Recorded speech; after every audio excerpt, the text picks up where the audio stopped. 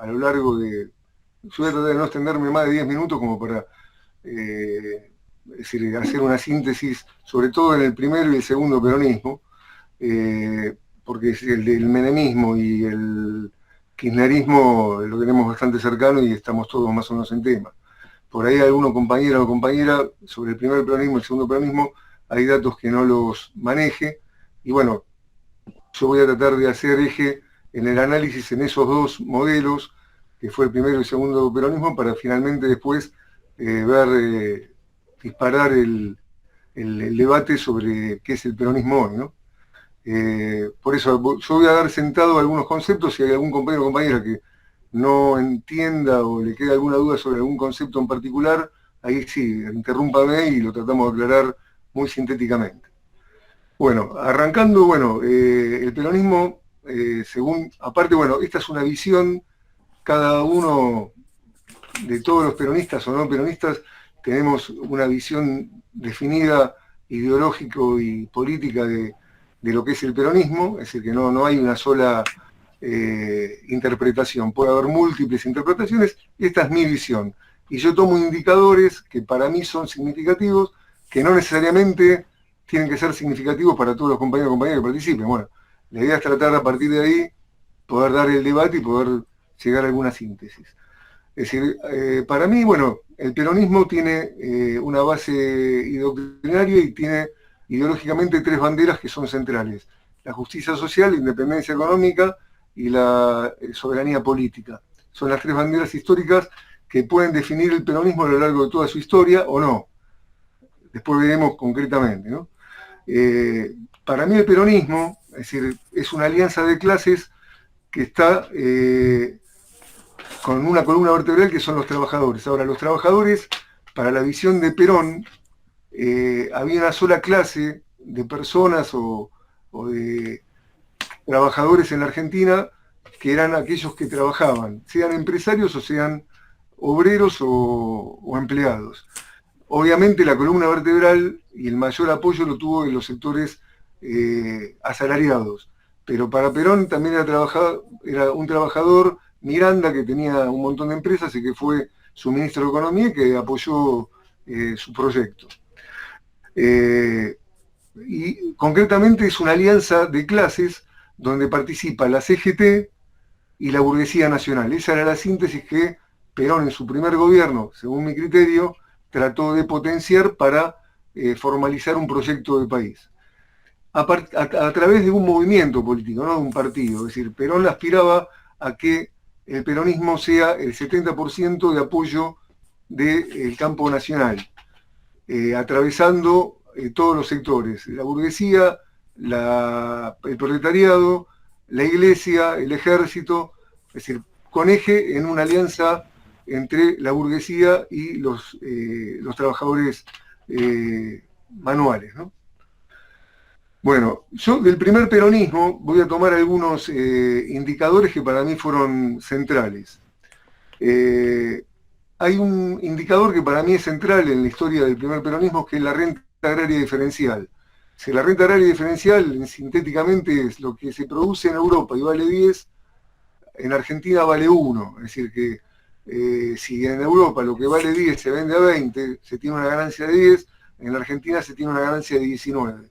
Esa renta agraria diferencial se la apropia el primer peronismo a partir del IAPI, y con esa renta diferencial logra potenciar su proyecto político y económico.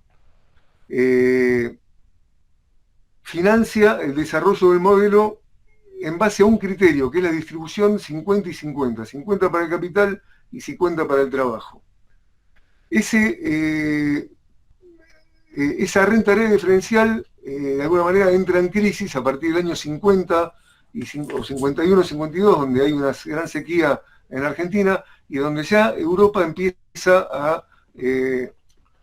a reposicionarse y a partir del plan Marshall a no depender tanto de las exportaciones agropecuarias que Argentina, entre otros, podría ofrecerle. Y esa crisis se da fundamentalmente porque la renta empresaria, al bajar la renta agraria diferencial, precisamente por el tema de que el plan Marshall impedía las exportaciones argentinas a Europa, las exportaciones, el valor de las exportaciones cae, esa renta agraria diferencial se achica, pero la puja distributiva seguía en el 50 y el 50. El sector empresarial, la burguesía nacional, que de alguna manera había adherido al peronismo por su crecimiento económico, porque esa renta agraria diferencial podía abastecer sus ganancias de manera significativa, se ve achicada y bueno, la burguesía nacional no está, no, es decir, no va a no va a aceptar achicar su renta. A partir de ahí empieza un periodo de puja que se da entre el año 51 y el año 55.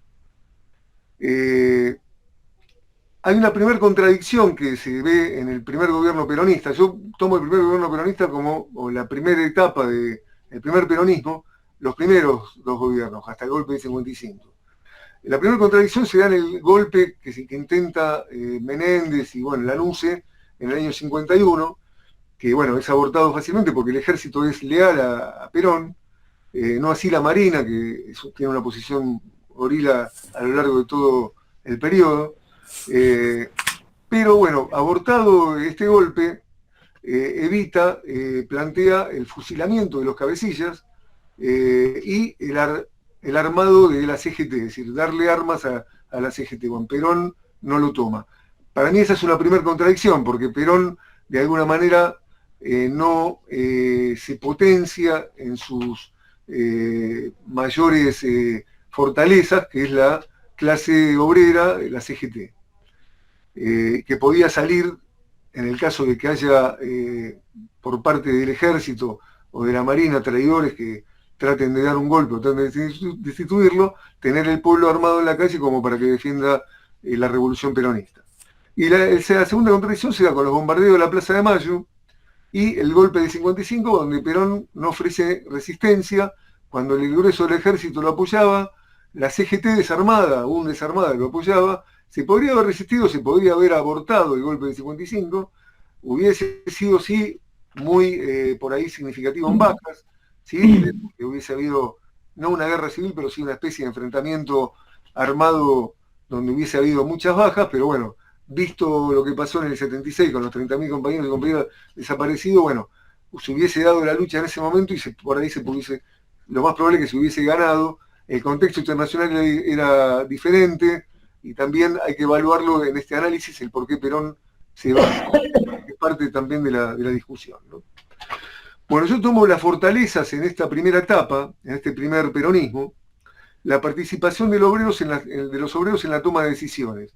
La rama sindical del peronismo tiene el 33% de representación parlamentaria, con lo cual la clase obrera ingresa al Parlamento y define las políticas a seguir en cuanto a las leyes que se van dictando. Está la rama femenina también con el 33% y la rama política con el otro 33%. La figura de Evita es central en cuanto a la combatividad de sobre todo la primera etapa, el primer gobierno de Perón, ¿no? Después tomo la distribución como fortaleza del peronismo, del primer peronismo, la distribución del 50% del PBI entre los trabajadores y el capital. Los derechos sociales, la Constitución del 49, que los legitima institucionalmente, la industrialización de factores estratégicos, el desarrollo atómico, la industria básica, acería, química, etcétera, las industrias pesadas, desarrollos, que son nacionales a partir de empresas estatales o empresas mixtas, como ser la aviación, los desarrollos con el Pulqui 1 y el Pulqui 2, la industria también ligada a los tractores, a los automóviles, la fabricación de material ferroviario, locomotoras, vagones, vías, el rastrojiro diésel, es decir, fueron todos íconos del desarrollo industrial del peronismo avanzados con respecto a un continente que venía muchos pasos atrás y venía a la par del desarrollo que se estaba dando en los países ganadores de la Segunda Guerra. Eso lo tomo como las fortalezas que tuvo ese primer peronismo. Ahora, las debilidades que tuvo ese primer peronismo, según es decir, mi visión, fue que la burguesía nacional no participaba de una alianza estratégica. Fue una alianza circunstancial que de alguna forma Perón no supo medir, porque no estuvo dispuesta a compartir en vacas flacas la renta. Es decir, cuando a partir del año 51 empieza a flaquear la renta agraria diferencial y las divisas no son lo suficientemente amigables como para poder, para poder acompañar a los sectores del trabajo y a los sectores del capital, bueno, los sectores del capital se le empiezan a poner de punta y empiezan a ser funcionales a lo que finalmente va a ser después el golpe del 55, ¿no? Luego,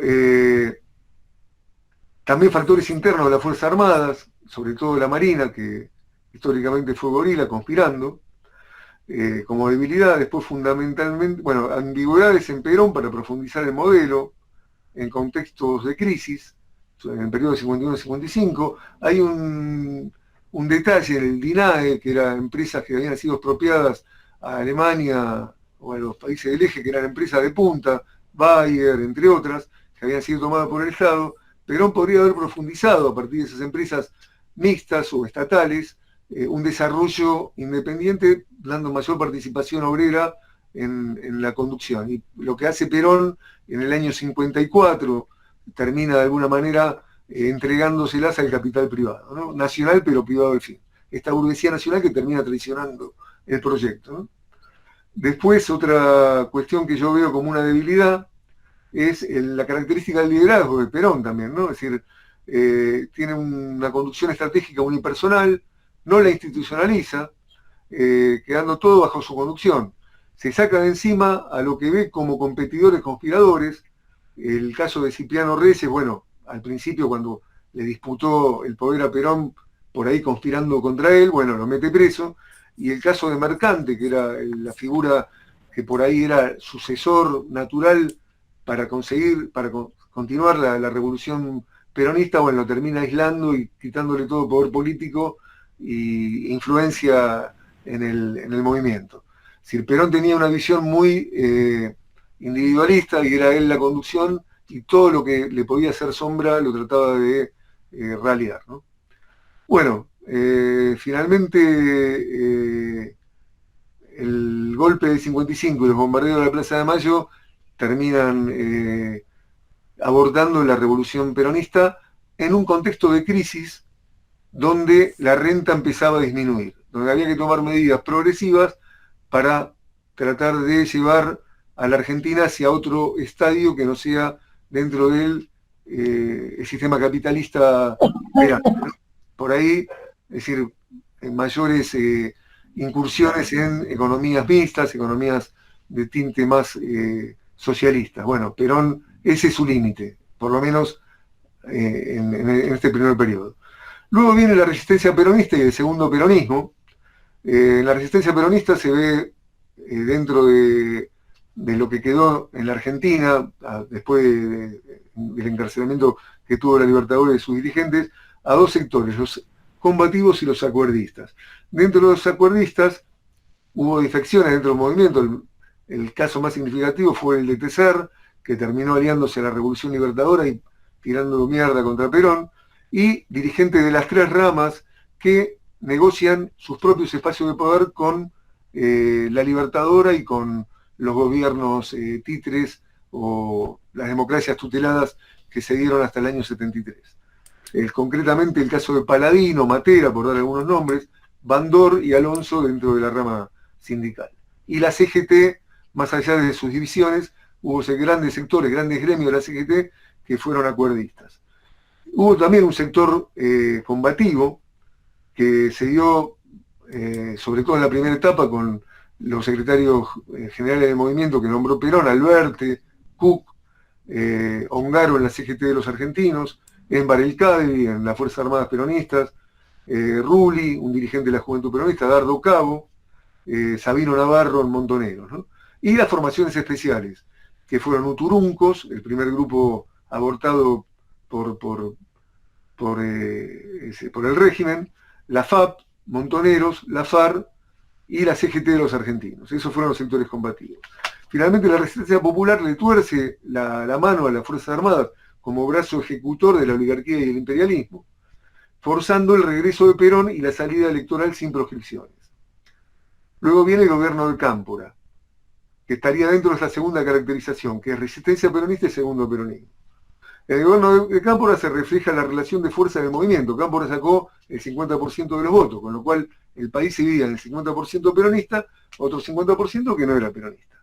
Dentro del 50% peronista, el gobierno de gabinete de Cámpora es representativo de la relación de fuerzas, dándole a la izquierda un papel relativamente significativo, con 5 o 6 ministerios, y al resto del movimiento otros 5 o 6 ministerios.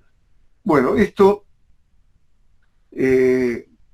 estallan las contradicciones, ni bien se asume Cámpora, es decir, se da sobre todo entre dos visiones distintas del peronismo, uno planteando la patria socialista, otro la patria peronista. Finalmente Perón define correrse con su péndulo, porque Perón tenía, para tratar de abarcar dentro del movimiento a todos los sectores, según los diferentes contextos de época donde se desarrollaba la realidad política argentina, Perón iba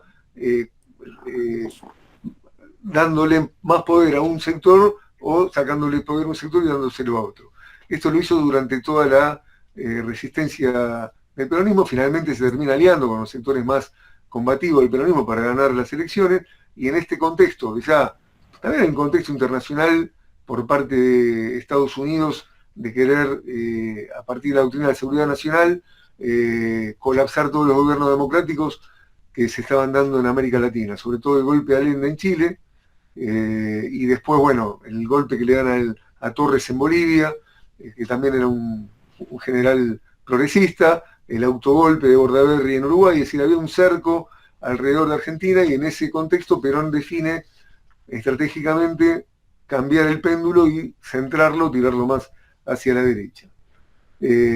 Bueno, lo hace renunciar a Cámpora, asume la presidencia después de un terreno de Lastiri, y lo de Seiza marca también una bisagra, porque hasta ese momento Perón tenía una buena relación con el izquierda peronista. El palco de Seiza y la comisión organizadora del regreso, el segundo regreso, es netamente comandada por la derecha peronista, y bueno, si bien los incidentes no se le pueden achacar que fueron fustigados por Perón, la realidad es que la derecha peronista provoca a Seiza para generar la masacre y tratar de aislar totalmente a la izquierda peronista. Y Perón, de alguna forma, bajándose en Morón y dando el discurso que da, termina siéndole funcional lo que pasó en Ezeiza para poder reordenar internamente al movimiento peronista.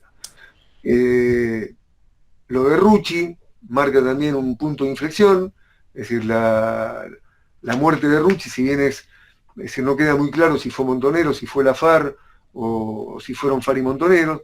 Lo concreto es que Perón toma nota de que fue un apriete de la tendencia revolucionaria hacia su nuevo realineamiento. Y bueno, empieza un alejamiento ya prácticamente sin retorno. Y un aislamiento total de la izquierda peronista, ¿no? Bueno, luego, asumido Perón como presidente, se da en un contexto de crisis del capitalismo. Está la guerra de Yom Kippur en Medio Oriente, eso dispara los precios del petróleo. Argentina es dependiente, si bien tenía producción petrolera, no se autoabastecía. Eso genera un aumento del precio geométrico del petróleo, genera un déficit de la balanza comercial, potencia la restricción externa de no tener divisas como para poder seguir el camino de desarrollo capitalista, si bien a partir de un plan con la CGE y con los sectores nacionales, pero que necesitaban insumos extranjeros que se pagaban con divisas. Y plantea también una puja distributiva, o sea, porque el pacto social congelaba salarios y precios, pero si bien hubo un aumento de salarios, es decir, no daba lugar a la recomposición del poder adquisitivo de la clase trabajadora. Y esto, si bien la CGT con su condición burocrática bandorista, con Rucci, con Otero en el Ministerio de Trabajo, era funcional al pacto social, había sectores, sobre todo el peronismo combativo y la izquierda clasista, que no, es decir, no acordaban y seguían pujando para tratar de obtener mayor renta de la renta general, es decir, que el PBI se empieza a distribuir más para los trabajadores que para los empresarios. Bueno, el pacto social planteaba otra cosa, planteaba un desarrollo a partir de un 50 y un 50. ¿No?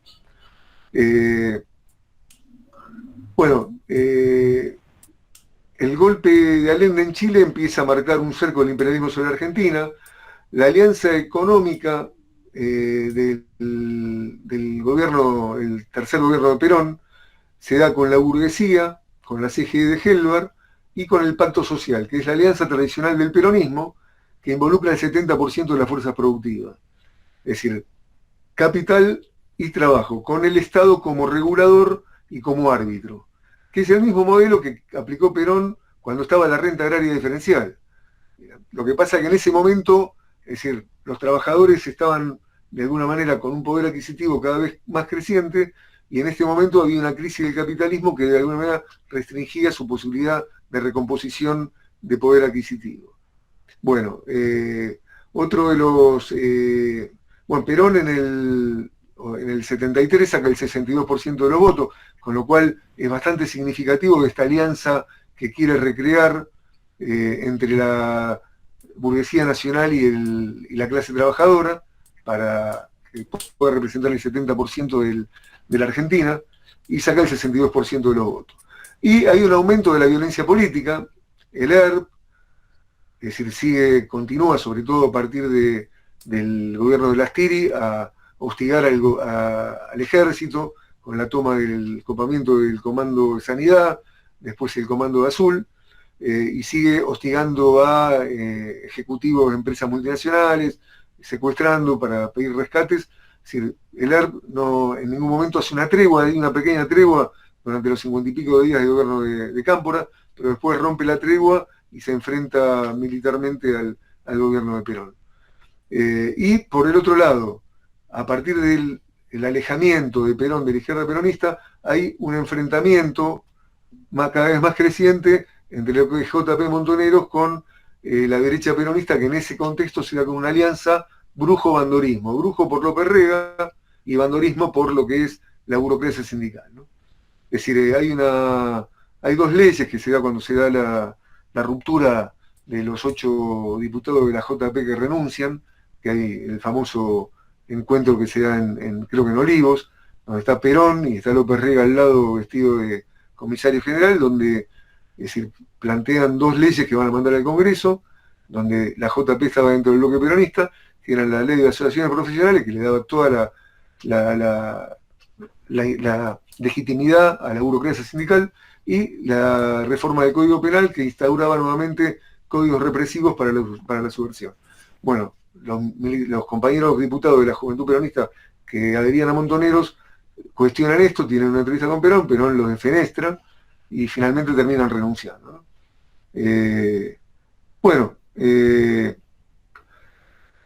Aumentan las presiones del sindicalismo combativo, Villa Constitución en el año 75, o fines del 74, no recuerdo bien, y es Mata Córdoba con Salamanca, son dos íconos de la lucha sindical combativa.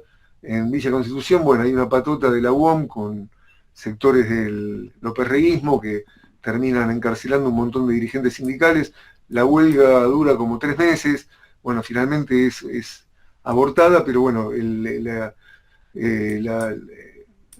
decir, la convulsión dentro del sindicalismo combativo seguía firme, es decir,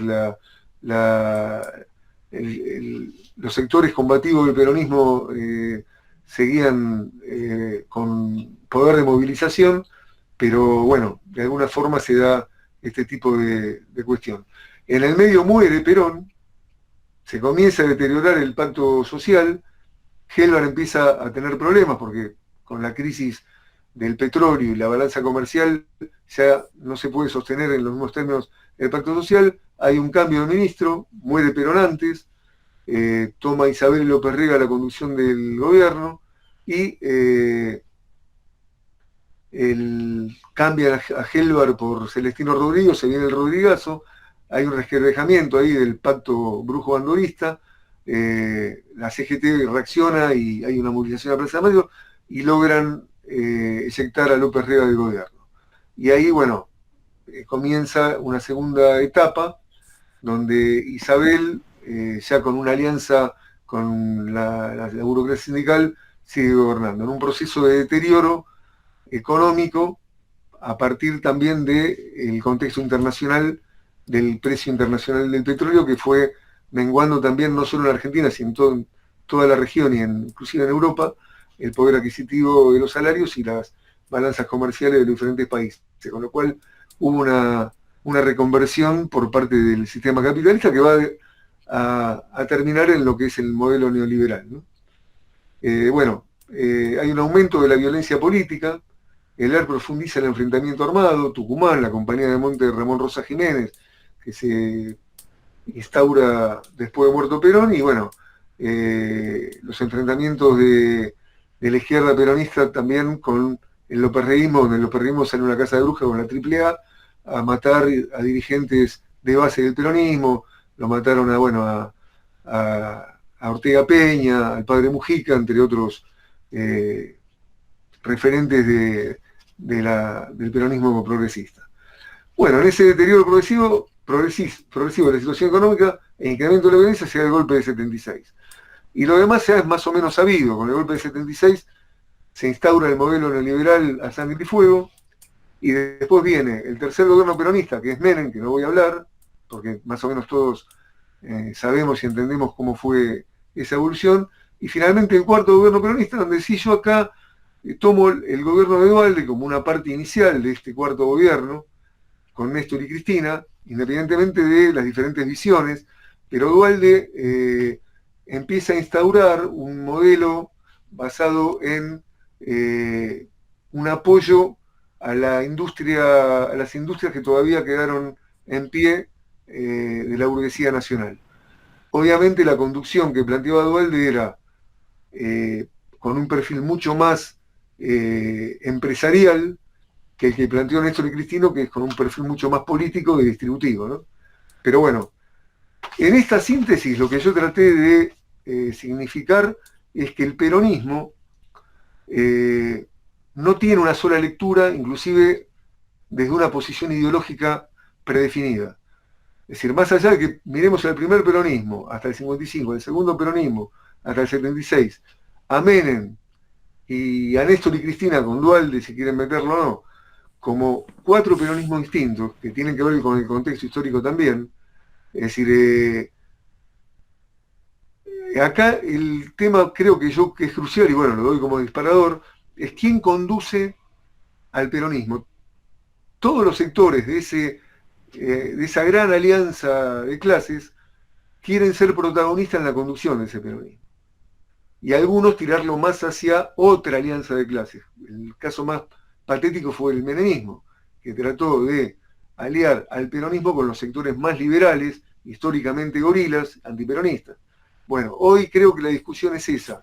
¿Quién conduce al peronismo y cuáles son las alianzas posibles para poder mantener el peronismo dentro de las tres banderas históricas? Si yo creo que hoy la puja está dada entre un sector que quiere aliar al peronismo con los sectores más liberales, llámese Larreta, Massa, o un sector del peronismo que quiere aliarlo con los sectores más progresistas y distributivos, que para mí son el kirchnerismo, con otros actores que no necesariamente vienen del peronismo, que son los transversales, que pueden ser sectores de la izquierda tradicional o sectores de la izquierda no alineada. Bueno, hasta ahí es mi análisis. Roberto.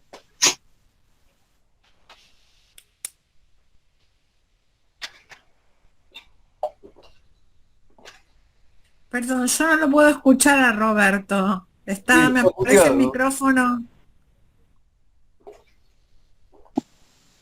No se te escucha, Roberto, estás muteado.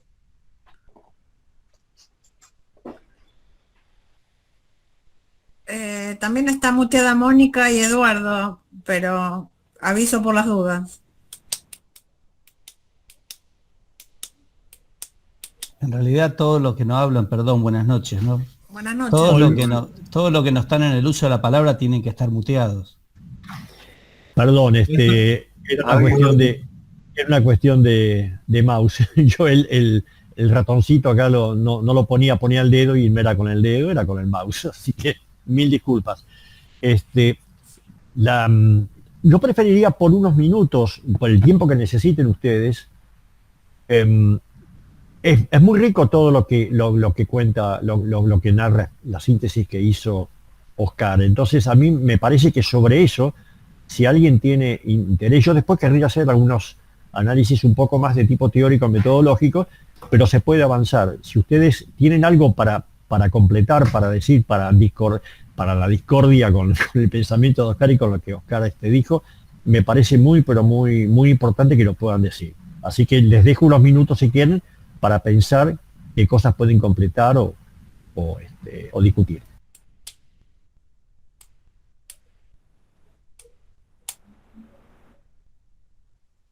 ¿Hay silencio? ¿Qué pasa? ¿Están todos de acuerdo? Está lleno de peronistas, parece esto. Bueno, ya van a ir apareciendo. Entonces, bueno, hubo 2 o 3 registros de la charla que inició Oscar que me parecieron muy, muy interesantes. Yo preguntaría primero ¿por qué el peronismo, ¿no? ¿Qué es el peronismo? ¿Qué significa?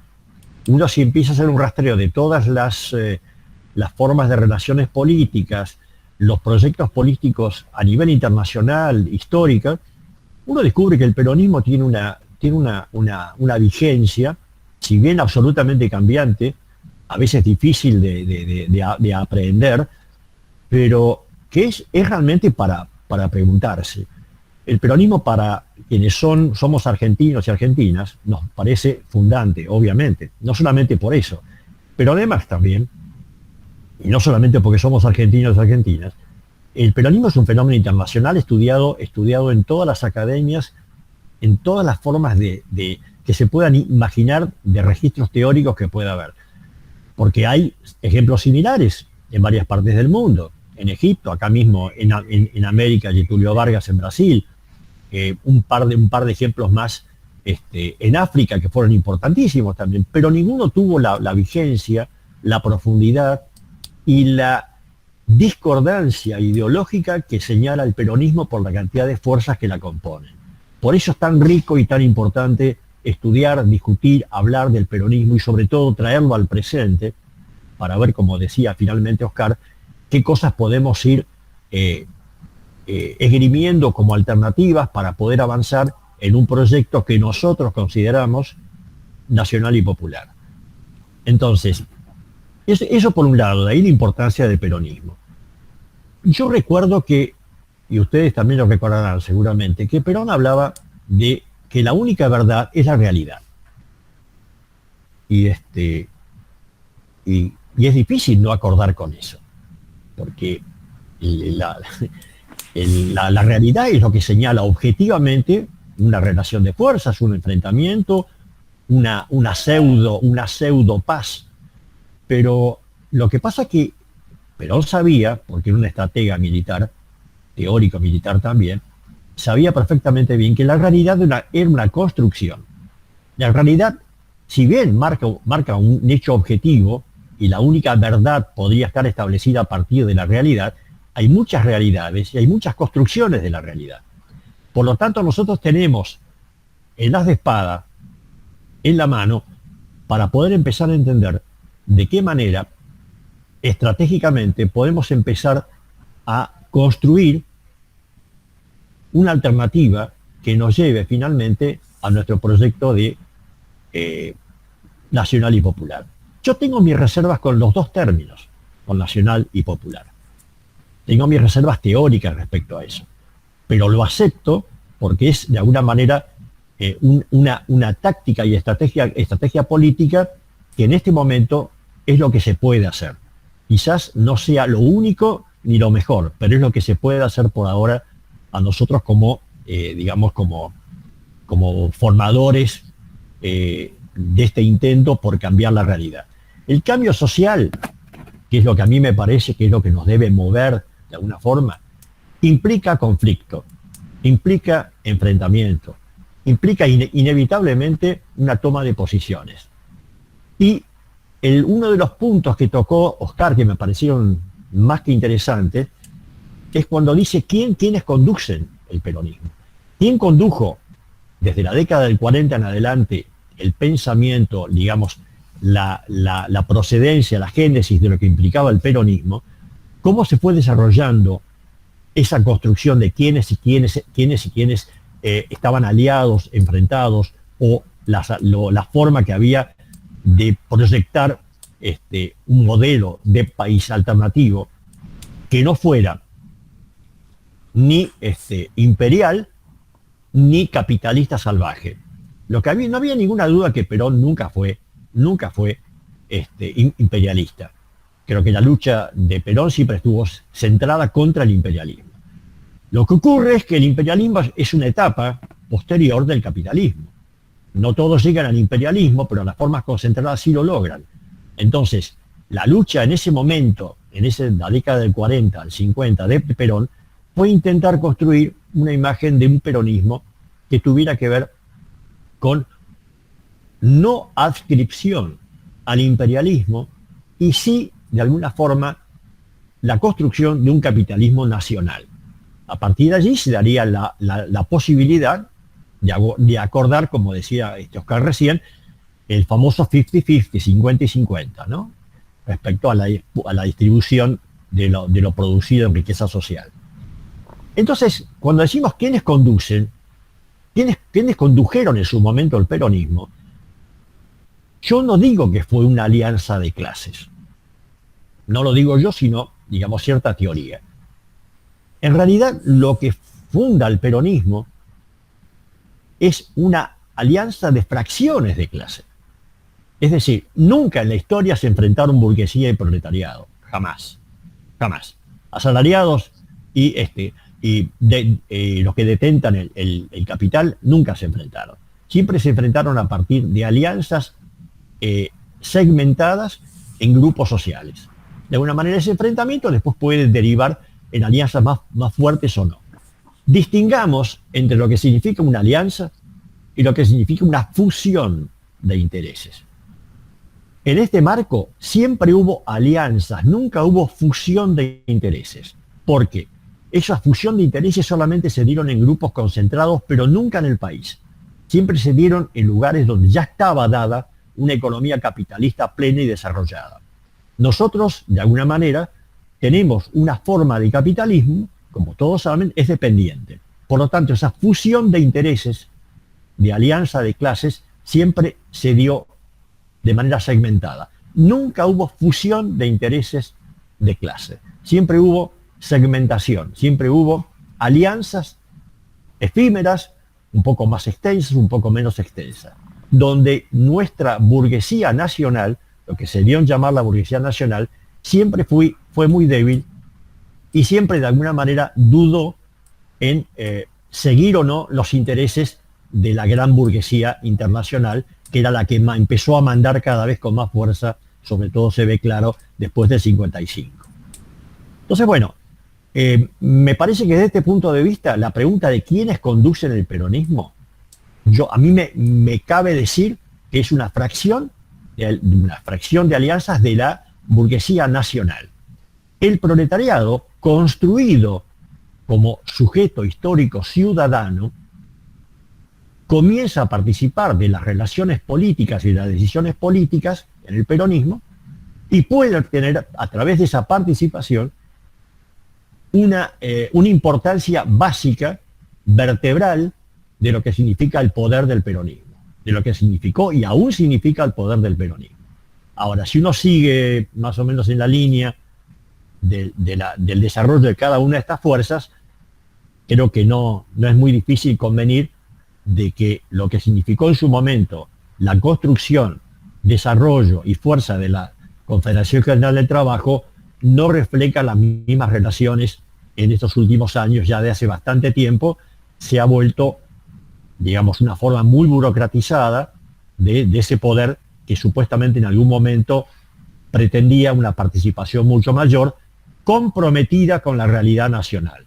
Evidentemente, lo que sabemos que en este punto esa columna vertebral es muy poco participativa en ese sentido, lo estamos viendo últimamente, hace mucho tiempo que la CGT tiene sus propios intereses, su forma de burocratización no se condice con la forma original del peronismo. Todo esto es de una complejidad enorme respecto a lo que significa en realidad el peronismo.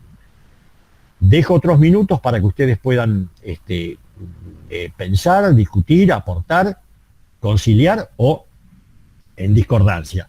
Y si no es así, podemos seguir avanzando ya en el modelo, en los momentos, estos últimos 20 años de peronismo, que es el que nos invoca más a nosotros en esta reunión. ¿Yo puedo decir algo? Bueno, buenas noches a todos. Así como hay mucha gente que fue adoctrinada desde temprana edad, con Perón inclusive, también yo creo que hay en existencia personas que por determinadas situaciones socialmente el peronismo les ha ordenado, fue un gran ordenador social desde sus políticas del Estado de benefactor, ¿no? Entonces, a mí esas cuestiones me cayeron posterior a la muerte de Néstor, digo. Y ahí es como yo me ordené desde algún punto de la ideología y me defino como peronista. Y les cuento, mi papá falleció cuando yo tenía 3 años, por ejemplo, hablando de la realidad efectiva que le debemos a Perón, ¿no?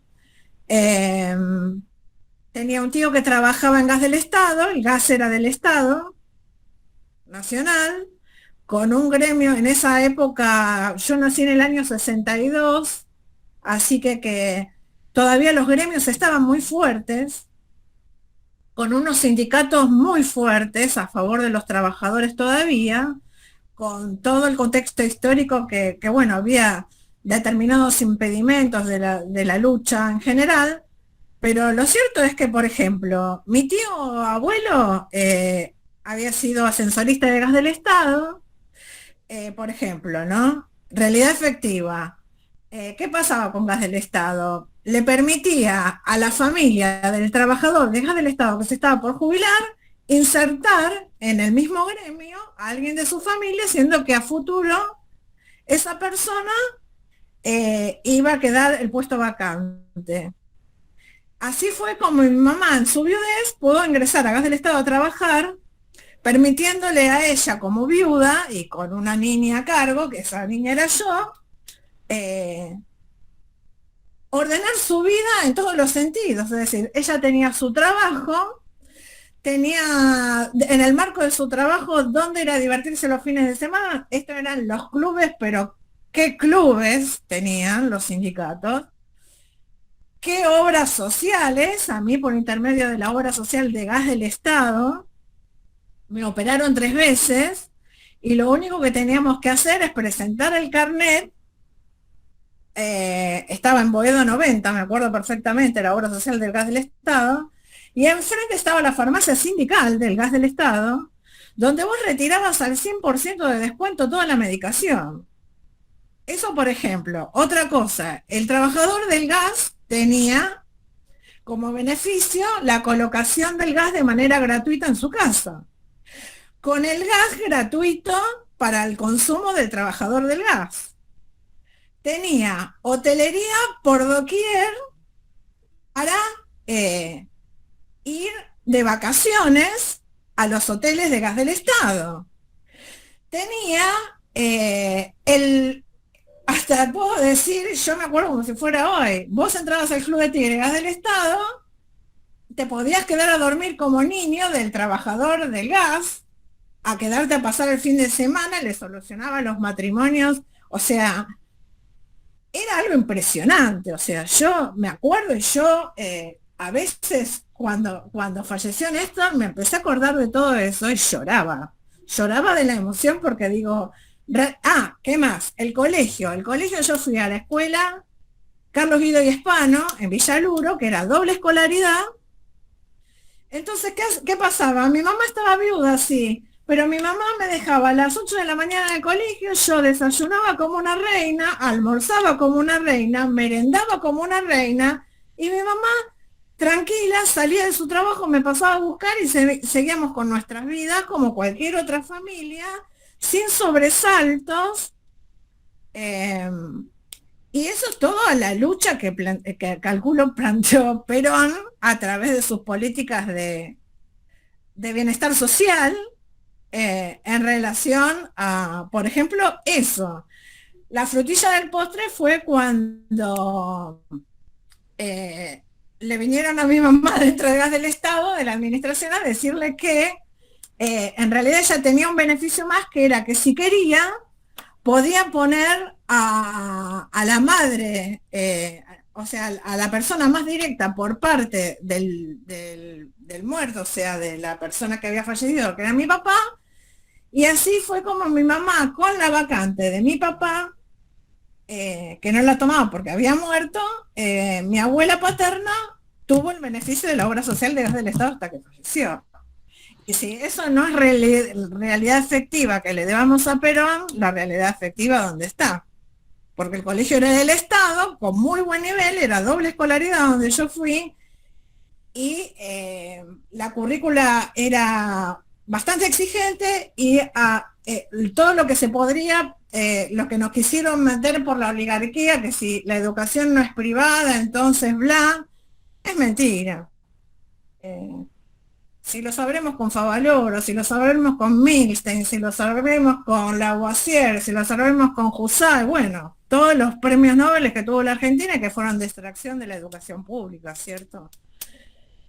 Y eso está entongado con que, bueno, Perón abrió la universidad pública. Bueno, eso. No sé si me fui medio por las ramas, pero yo creo que tiene mucho que ver. Y bueno, por ahora eso, nada más. Gracias por escuchar. Gracias. Sí, yo quería acotar algo más, es decir, lo que la compañera plantea, es decir, su situación particular a partir de un gremio estatal, y en el año 62, donde todavía, es decir, si bien no se habían cercenado todos los derechos de los trabajadores, se empezaban a implementar políticas, ya Argentina estaba dentro del Fondo Monetario Internacional, se quería empezar ya en el año 62 fue el Plan Larsen, donde se cerraron algunos ramales ferroviarios por imposición del fondo y del imperialismo. Es decir, que si bien no se pudo, sobre todo hasta el 76, retrotraer todos los beneficios y todas los avances sociales que tuvo el peronismo, ya se empezaron a cercenar algunos derechos. Lo que plantea la compañera era para todos los sectores, trabajen o no trabajen en empresas estatales. El hospital público era modelo, la escuela pública era modelo. Yo voy a dar un caso, es decir, de alguna manera personal, es decir, yo soy, de alguna manera, nazco gracias al peronismo. Mi abuelo, en su primera indemnización, la manda a mi vieja, con la madre, mi vieja tenía 15 años, a Corrientes, a visitar un pariente que en su vida habían salido a Buenos Aires, y ahí lo conoce a mi viejo. Y ahí se ponen de novio y se casan. Es decir, sin el aguinaldo, sin las vacaciones, sin los derechos sociales, es decir, en ese momento, durante el peronismo, por eso de alguna manera es muy difícil a la oligarquía, al imperialismo, es decir, borrar al movimiento peronista como un movimiento representativo de lo mejor de los días más felices que vivió el pueblo argentino. Con Perón y con Evita, y con Néstor y con Cristina. Entonces, lo que pasa que, es decir, a partir del año 55 y sobre todo a partir del año 76, es decir, el avance del modelo, es decir, capitalista depredador, neoliberal, es decir, quiere arrasar con todos esos derechos y postergar el desarrollo equilibrado de los países en vías de desarrollo. Acá hay una discusión también sobre el capitalismo. ¿El capitalismo es una alternativa regulado por el Estado y con ciertos parámetros distributivos al desarrollo lógico y racional del planeta, o hay que de alguna manera pasar a una instancia ulterior que no sea capitalista y que de alguna forma regule el desarrollo y el consumo de manera racional para que no estalle el mundo, ¿no? Es decir, bueno, ese fue un poco el límite del peronismo. El peronismo en el año 55 tenía la opción o de profundizar un proyecto distributivo, nacional, no imperialista y no es decir, asociado a ningún imperialismo, pero de alguna manera un modelo que tampoco sea capitalista, es decir, que sea más social cristiano. Pues el peronismo basa su doctrina en la doctrina social de la Iglesia, es decir, de alguna forma en el humanismo, más que en el materialismo. Es un poco la contradicción que hay con el marxismo. El marxismo plantea la revolución y plantea un modelo que sea materialista, y el peronismo lo plantea desde otro lugar, donde puedan convivir el desarrollo de ciertos emprendimientos capitalistas, pero con una regulación muy fuerte del Estado. Es decir, bueno, ahí es la contradicción a partir de la cual el peronismo no logra superarla y finalmente termina de alguna forma siendo reemplazado por una dictadura y bueno, y nunca puede recomponer, aparte que no es un tema solamente de un país, sino un modelo de desarrollo alternativo al desarrollo capitalista. Es decir, no se puede lograr solo en un país. Por eso planteaba Perón el tema de la política internacional como la verdadera política. Es decir, para poder lograr algo sustentable en el tiempo tenía que haber un desarrollo internacional. Perón planteaba el ABC, Argentina, Brasil y Chile, que después fue el Mercosur y que fue de alguna manera la unidad latinoamericana, como un polo de desarrollo alternativo a lo que había en el capitalismo y a lo que había en la Unión Soviética. Es decir, de alguna manera se planteaba como una tercera posición, ¿no? Listo. Claro. ¿Y puedo seguir hablando yo o quiere hablar otro? No sé, yo quería decir algo más, si puedo.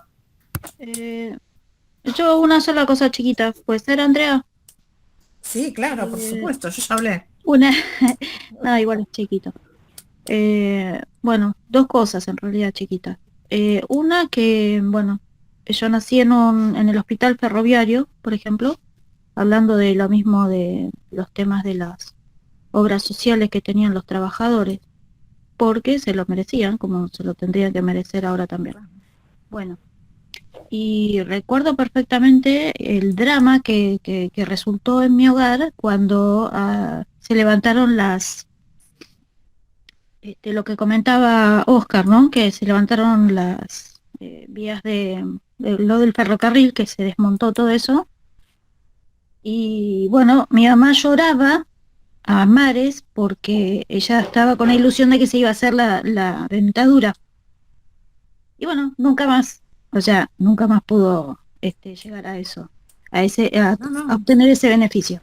Bueno, eso por un lado. Y por otro lado, por lo que estaba comentando Oscar también, quisiera agregar que para mí, además, lo que es importante es tener una visión como los pueblos originarios, es decir, esto de la valoración de la tierra, que en parte también lo dice Perón en un discurso que habla sobre el cuidado del ambiente, el cuidado de la tierra, que en ese momento por ahí no se percibió tanto como, bueno, ahora realmente tenemos el planeta colapsado y bueno, esto por este capitalismo salvaje que no solo esclaviza a las personas en todo sentido, desde lo laboral, pasando por todas las variantes y en el consumismo, ¿no?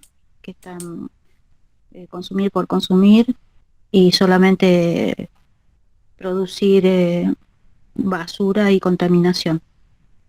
Y, sino que, bueno, que hay que tener en cuenta que hay otras formas de poder producir y ahí es donde hay que apuntar.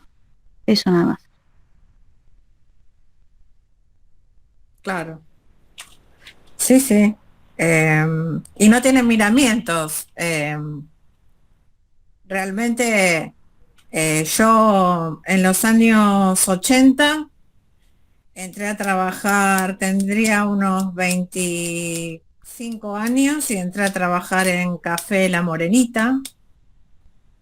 Cuando empiezo a trabajar, quiero citar esta cuestión porque contrasta con todo lo que yo hablé anteriormente en torno a las políticas de los estados benefactores, ¿no? Bueno, a la inversa fue cuando, bueno, se postuló Menem y entró en su gobernabilidad. Yo en ese periodo entré a trabajar en Cafés y Tés La Morenita, que era una empresa cuando entré bastante antigua, festejaban prácticamente el centenario, una empresa muy familiar, con una visión hasta de la división de la participación de los trabajadores en torno al tema de las ganancias, hasta que entró, esto lo quiero ser clara, entró Daer, que estaba en tema de alimentación, y bueno, lo llevó a todo el mundo por la contraria.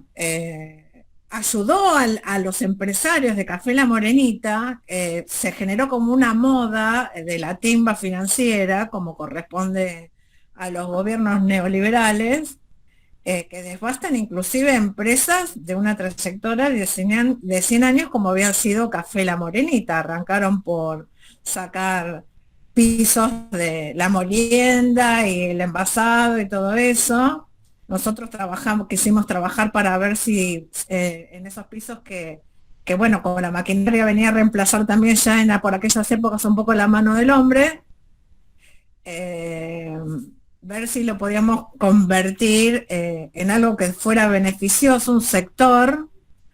Eran unas batallas fraudulentas desde el punto de vista de que ya los empresarios dueños de esa empresa tan familiar, aparentemente, tenían en mente rifársela a Café La Virginia de Rosario porque se había puesto de moda el modelo agropecuario y apostaron, querían apostar la historia de la fábrica a dedicarse todos a la hacienda y todo eso.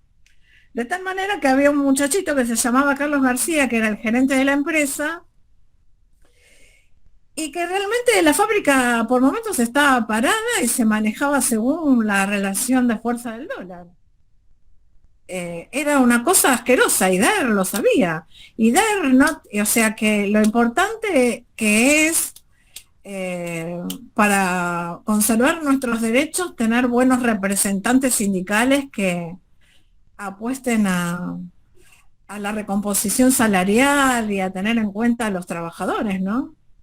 Porque de pronto se alían a todas estas movidas espantosas y liberales y no tienen miramientos, o sea, de golpe y porrazo aparece Manuel Benítez de la Virginia de Rosario, en ese momento era el dueño, y nosotros vemos movimiento, y en un momento anunciaron que sí, que realmente la empresa la habían vendido y con ellos nos fuimos 400 de una.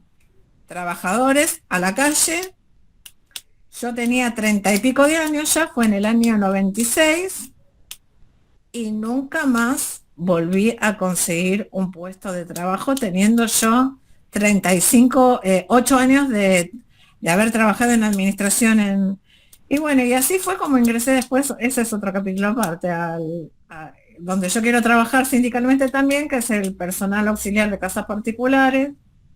Yo ayer avisé que trabajo como trabajo como acompañante terapéutico y además hice enfermería, entonces adecuó mi trabajo al trabajo en domicilio, y entonces hay una parte de personal auxiliar de casas particulares que abarca ese trabajo, pero realmente yo he confrontado bastante con el sindicato y las respuestas que te dan a veces frente a las problemáticas sociales de nuestros trabajadores es tremendo.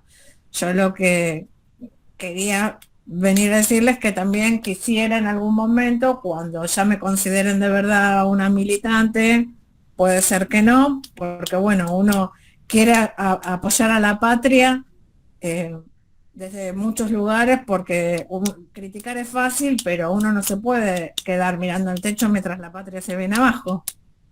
Entonces, la militancia, y en ese sentido ver qué se puede hacer sindicalmente a favor, por ejemplo, de nuestro gremio, a mí me gustaría trabajar. Eso lo quería plantear yo, pero bueno, creo que me fui un poco por las ramas, pero bueno, sigue siendo la lucha peronista a favor de los trabajadores, y me encantaría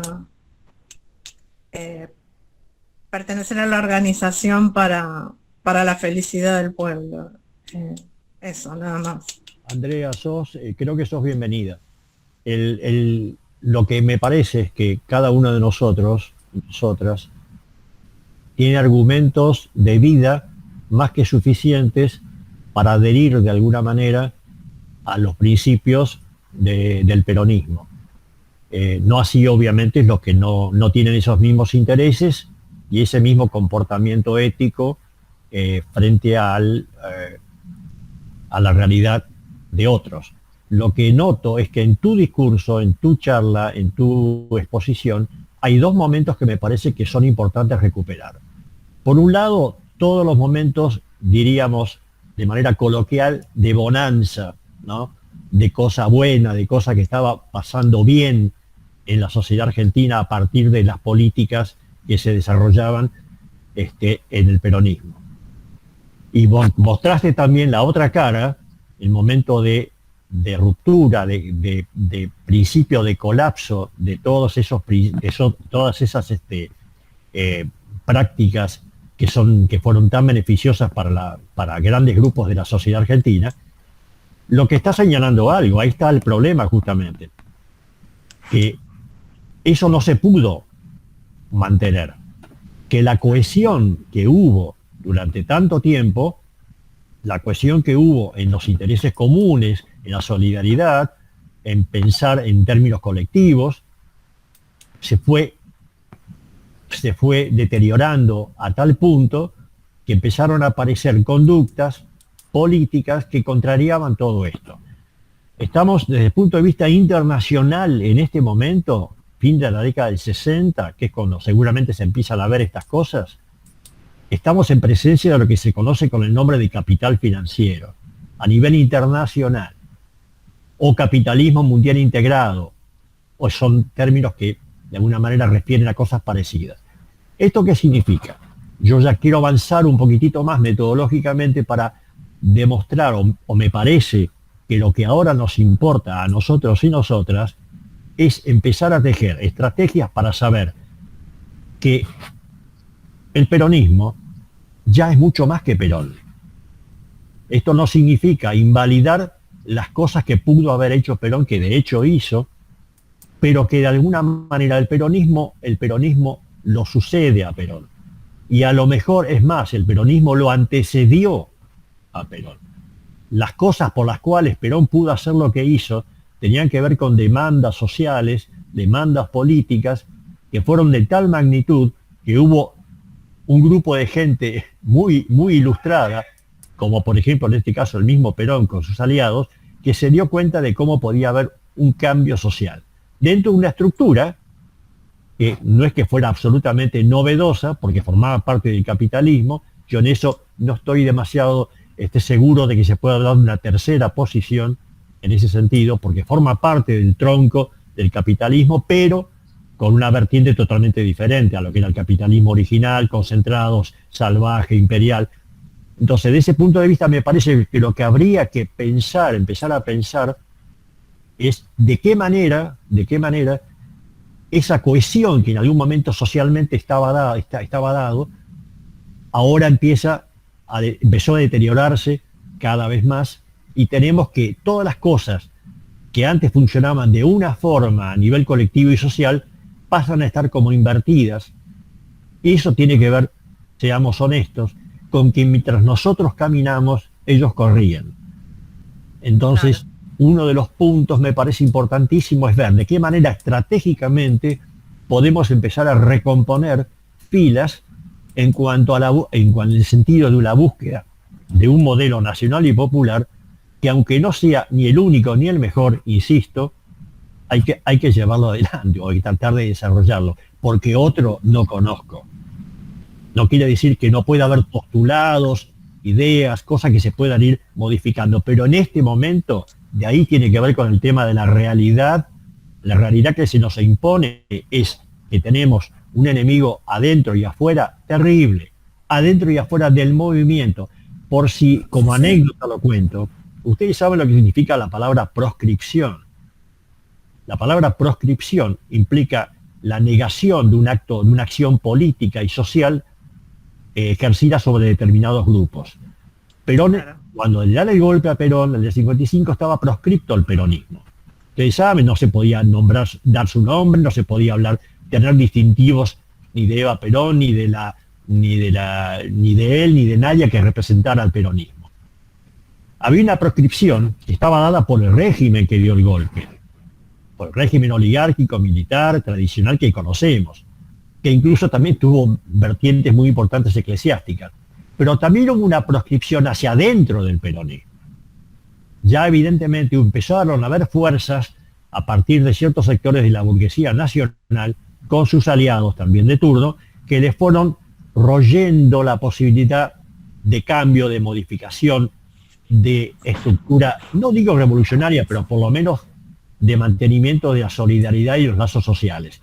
Entonces, eso te está indicando que ya, de alguna forma, el peronismo tenía marcado, incluso Perón mismo lo debió saber, que tenía marcados ciertos límites. Las alianzas se fueron deteriorando. El tema es ver ahora cómo podemos reconstruir ciertas alianzas sin Perón, pero con peronismo. Y el peronismo, si termina siendo solamente la palabra peronismo, va a tener dificultades. No de balde, no por casualidad, Cristina lo dijo, y en eso me adhiero totalmente, y creo que es el referente más claro que podemos tener a nivel político. Absolutamente. Cristina dijo, no importa la procedencia, de dónde vienen, importan si aceptan y entienden y practican un modelo de proyecto nacional y popular. Yo creo que esto define en este momento en parte nuestra estrategia futura. Es saber que ahí está la línea un poco. Los demás habrá que distinguir de los demás que se siguen diciendo peronistas y que lo esgrimen como argumento, empezar a plantear qué es lo que realmente aceptan de ese modelo de proyecto nacional y popular. No somos ingenuos, sabemos cuáles son los juegos que tienen, creo que todos lo sabemos, pero lo importante es que lo sepamos todos y que nuestra política tienda a tratar de neutralizarlos en sus acciones, ganarlos si se puede, cosa que es más complicado, pero para que quede claro que en momentos coyunturales quizás podamos juntarnos, pero ese no es el modelo de proyecto nacional y popular que tenemos todos, incluso los que están o se dicen dentro del arco del peronismo. O sea que, digo, quizás esté exagerando, pero en este momento insisto en la representatividad de lo que significa Cristina como gran, de alguna forma, estratega, digamos, estadista brillante que tiene, como lo tuvo Perón, como lo tuvieron otros en otros lugares, pero tomar de ellos lo mejor, lo que nos puede servir a nosotros y nosotras para tener una actitud más digna, más ética frente a la vida. Y ahí estamos no solamente los que se dicen, los que se reconocen como peronistas con sus historias, sino también quienes venimos de otros lados, también golpeados por situaciones parecidas. Entonces, romper, digamos, esa estructura verticalista que nosotros tenemos desde otros lugares políticos, de alguna forma también empezar a entender que la verticalidad política de alguna manera puede tapar por un tiempo, pero no siempre, la crítica, la autocrítica. Y la idea de unidad para mí es fundamental entenderla. ¿Qué significa la palabra unidad? ¿Qué significa la palabra unidad cuando los que hablan de la unidad no la producen, no la buscan, se deterioran? Entonces, cada palabra, me parece, tiene un sentido. La palabra tiene un trasfondo, siempre implica algo. No negar que atrás de esa palabra hay algo, hay una intencionalidad política. No conozco nada que no sea político. Lo digo honestamente, no conozco nada que no sea político. Todo es política. Desde cómo te organizás en la casa, a cómo llevas tus amistades, a cómo vivís la vida. O sea, lo que pasa es que, bueno, por definición pareciera que política es el arte de transformar las realidades. Perdón, Alcira está pidiendo la palabra y ¿sí? Está levantando la mano Silvio también. Y Okay, para decirlo de Alcira, que está pidiendo la palabra, que le demos espacio también. Alcira. Estás muteada, Alcira. Hola, yo soy Alcira, vecina de Comuna 4, de Ciudad de Buenos Aires.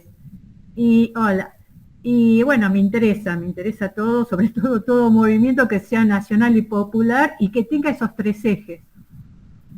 Disculpen, pero a veces me siento como más en línea, no soy militante, y tengo una personalidad bastante complicada, bastante de cuestionar, y nunca me he sentido cómoda en ningún grupo, con palabras que ustedes han dicho, ¿no? Que acaba de comentar Roberto y también Oscar, el tema del verticalismo, que yo lo entiendo en la ejecución de algo, pero no en la construcción de algo que uno tenga que resolver, sea a nivel barrial, a nivel nacional o provincial.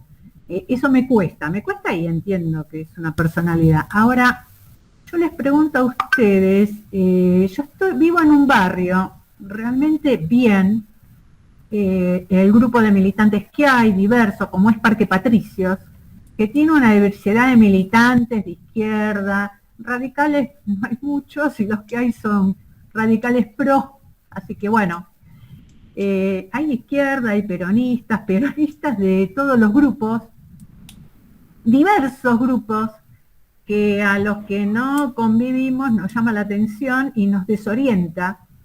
En el siguiente sentido, Oscar y Roberto, es que me planteo por ejemplo, presentar un trabajo, un plan, lo mío es la salud pública, un programa de trabajo y me encuentro con que los grupos son diversos y no cuajan.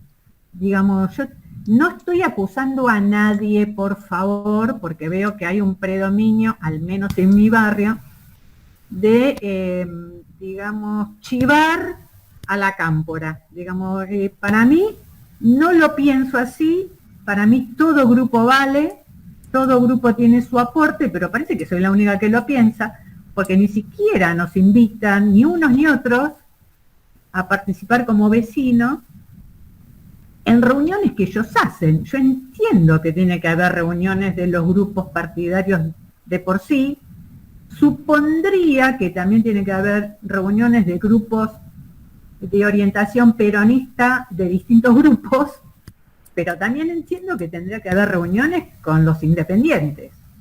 Ahora, yo te digo que soy nacional y popular a rajatabla, y el tema de la soberanía y la independencia económica me parte al medio y me estalla. Y no siento, por ahí no lo siento porque no lo percibo y no conozco los códigos, no lo siento en los demás grupos peronistas, lo veo como que están más cuestionando o luchando por otras cosas, que también entiendo que son necesarias, la lucha por el poder y la lucha electoralista, pero a veces me parece que se queda en eso. Y lo otro, yo le estoy haciendo como un análisis, los estoy tomando como psicólogo. Y lo otro que siento es que hay una gran distancia entre las líneas, los ejes, las palabras, los pensamientos y propuestas de Cristina Kirchner y los dirigentes locales. Veo que hay un espacio tan grande de diferencia entre los códigos, las formas, las líneas, las presentaciones, las alternativas. Viste que me parece que falta algo en el medio. Digamos, tiene que haber como, falta una interlocución en el medio. Y de ahí yo esperaría que cada uno de las unidades básicas me hablaran algo parecido a lo que dice Cristina para ser implementado en un territorio, digamos, barrial o comunal. No sé, pero estoy un poco desconcertada. En serio, lo digo en serio y me preocupa, me preocupa.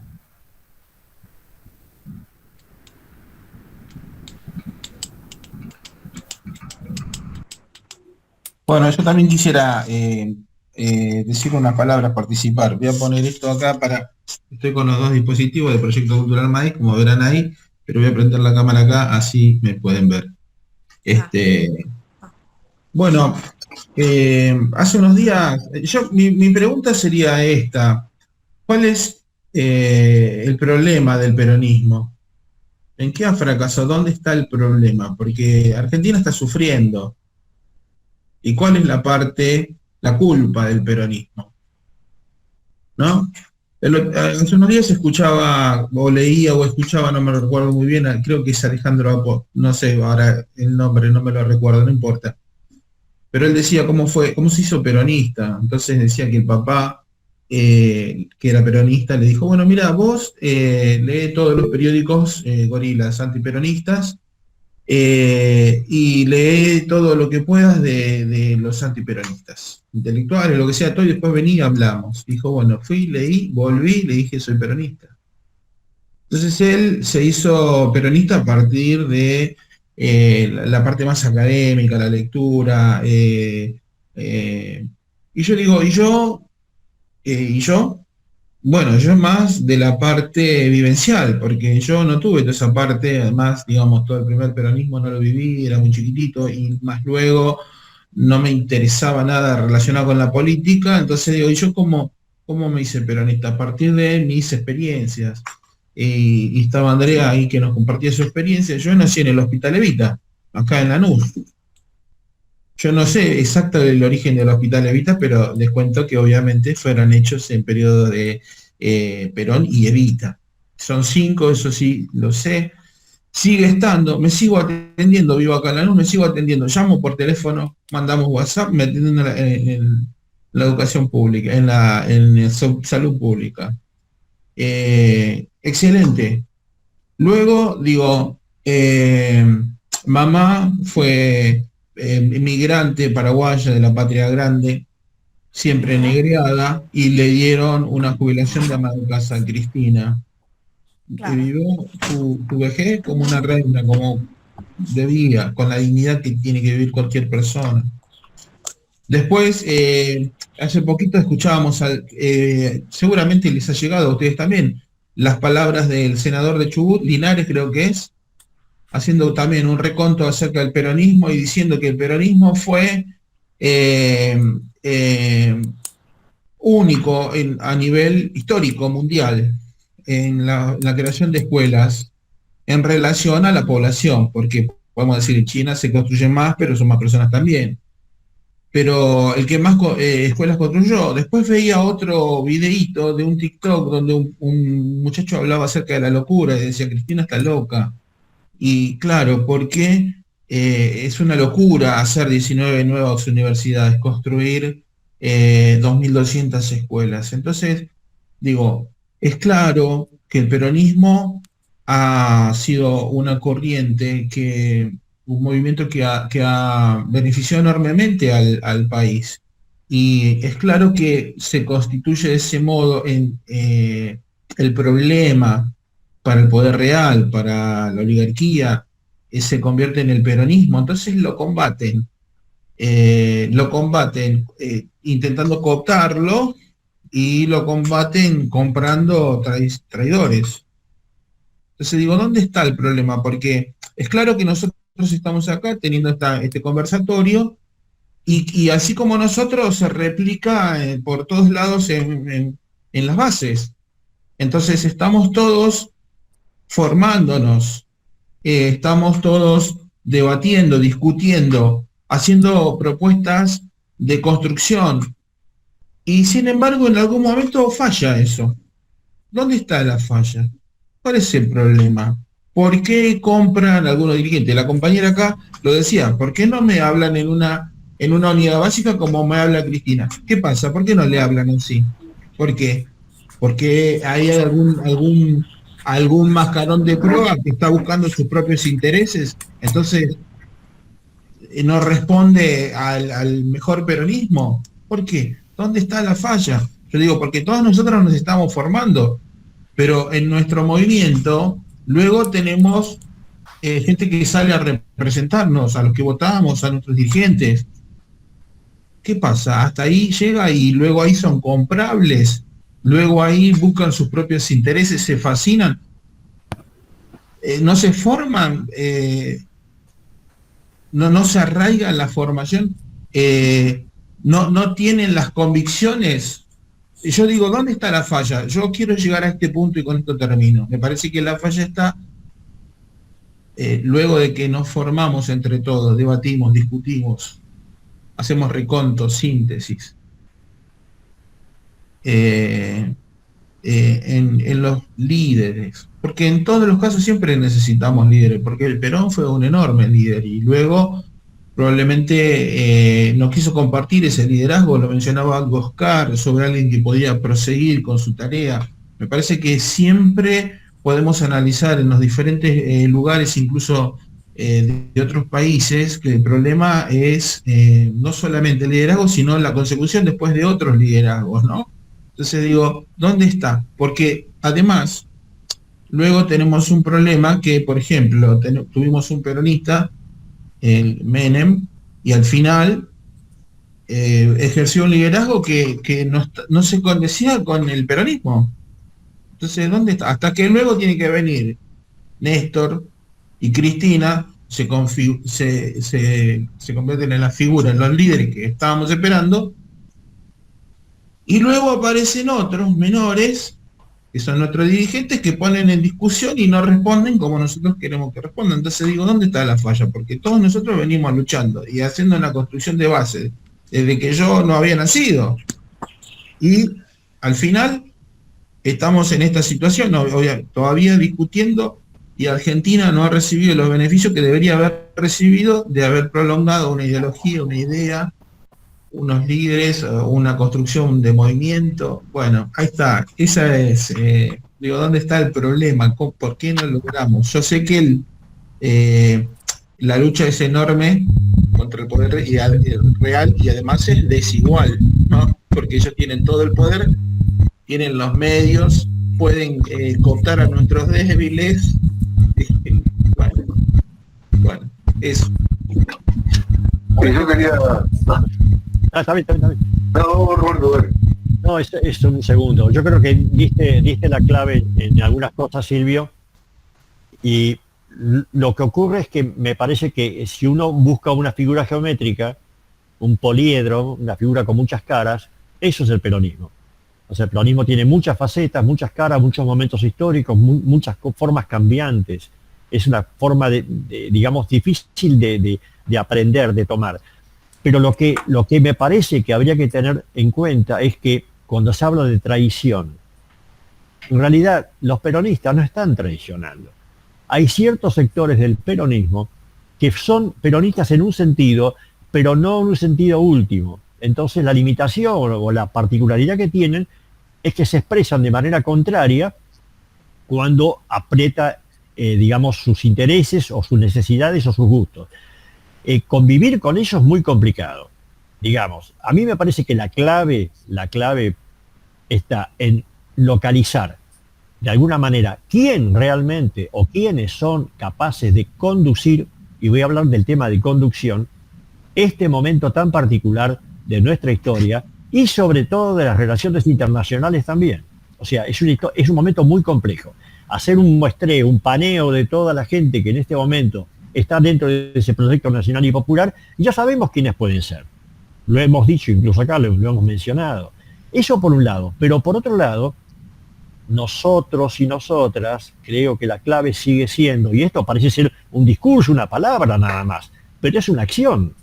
Son acciones que hay que tomar. Es, de alguna forma, no vivir dependientes de la representatividad. Por favor, porque eso siempre nos deja que el otro haga la cosa, que los demás tienen que hacer la cosa. Y los demás las hacen las cosas, pero no necesariamente y siempre respetando las formas organizativas, sociales y populares. Por lo tanto, robustecer, lo que hemos dicho tantas veces en el proyecto cultural Mamey, robustecer nuestra fuerza de base que podemos empezar a construir con muchas dificultades, con muchas debilidades, y entender que esto es una lucha, y que a lo mejor somos derrotados, pero nunca la derrota es permanente y final. Siempre hay una lucha, porque justamente la sociedad y la política es lucha. Y si no lo aceptamos como tal y pensamos que el otro tiene que decir siempre las cosas que tenemos que hacer, estamos perdidos realmente. Eso, delegar siempre en un otro, me parece que es no solamente un riesgo, sino que además no es conducente. La realidad está también en nuestra propia fuerza, y hay que robustecerla, construirla, desarrollarla en la medida de lo posible. Y si no se puede, no vivir angustiado. Bueno, yo sé que hay gente que tiene derecho a estar angustiado, y de alguna manera representamos esos intereses también. A mí me roe el hambre de los demás, me carcome el hambre, las necesidades de los demás. Por eso estoy donde estoy, si no, no podría estar. Y eso que, de alguna manera, esas necesidades quizás no las tenga, pero las comparto. Por ahí, Sartre decía, en el prólogo de Los Condenados de la Tierra de Fanon, decía que él no podía estar tranquilo, él no podía vivir tranquilo sabiendo las miserias humanas, los desastres humanos, las cosas que pasaban, los sistemas cómo corroían a la gente. O sea, hay un montón de cosas que desde la teoría y la práctica están empezando a funcionar. Les doy un ejemplo que creo que nos va a hacer sentir un poco mejor a todos y a todas. Hay sectores que están recuperando miradas desde lugares insólitos realmente, desde las bases más profundas que se puedan pensar, desde los movimientos más elementales de la lucha, y en este momento están siendo acompañados por los sectores académicos que han salido de los marcos académicos y han empezado a ser divulgadores de otras posiciones, de otros postulados, de otras posibilidades. O sea, algo está pasando en cuanto al nivel de conciencia, por ejemplo, del campo académico, que siempre fue cooptado por el poder y que muchos de ellos se solazaron con ese poder, desde la Torre de Marfil donde estaban. O sea que doy la posibilidad de sentirnos un poco mejor, de saber que no estamos solos ni solas, que podemos seguir peleando. O sea que eso es como de alguna manera empezar a cerrar un poquito esto, desde mi punto de vista, desde mi posición. Yo creo que es la mejor manera de poder continuar en una futura charla todo esto. No sé ustedes qué piensan. Bueno, yo quería de alguna forma concatenar un poco lo que planteaba Silvio, lo que planteaba Alcira, ir de lo general a lo particular. Lo general es lo que plantea Silvio, y lo particular es lo que plantea Alcira, que es su relación en el barrio con las diferentes organizaciones políticas, sociales, que interactúan y no llegan a concretar una política que beneficie al barrio, ¿no? Y por otro lado, bueno, tomando lo que comentabas vos, Roberto, quiero hacer mención a dos pensadores, una es Eve Bonafini y la otra es García Linera. Eve plantea que la única lucha que se pierde es la que se abandona. Entonces, y García Linera plantea que el revolucionario no es aquel que logra hacer la revolución, es aquel que se cae, se levanta, vuelve a pelear, se vuelve a caer, se vuelve a levantar, vuelve a pelear. La revolución es la utopía que nunca se va a lograr. lo que tenemos que tratar es de levantarnos, volver a pelear y volver a mejorar. Y no abandonar la lucha. Porque la única lucha que se pierde es la que se abandona. Muy claro con Neve Bonafini y con las madres de Plaza Mayo. Si las madres hubiesen desencantado y hubiesen abandonado la lucha cuando el menemismo hizo los indultos y el radicalismo legitimó la evidencia viva del punto final, hoy no tendríamos a todos los genocidas presos y Videla no hubiese muerto en la cárcel. Por eso son dos conceptos que me parecen centrales en cuanto a la posición que tiene el militante ante la vida, la lucha permanente y el tema de no abandonarla y seguir levantándose y seguir luchando. Ahora voy un poco conceptualmente a lo que planteaba Silvio y a lo que planteaba Elcira.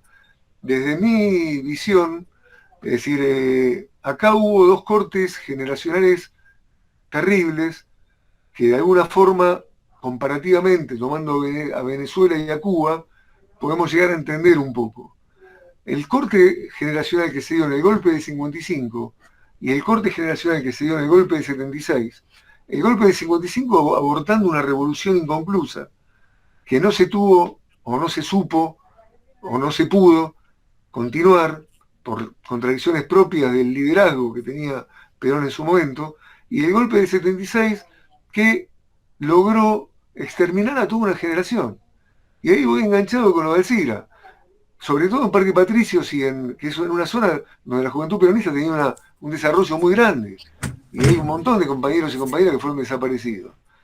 Con errores propios, no estoy planteando que eran los dueños de la verdad los compañeros del Montonero, ni los compañeros de la militancia de la izquierda revolucionaria.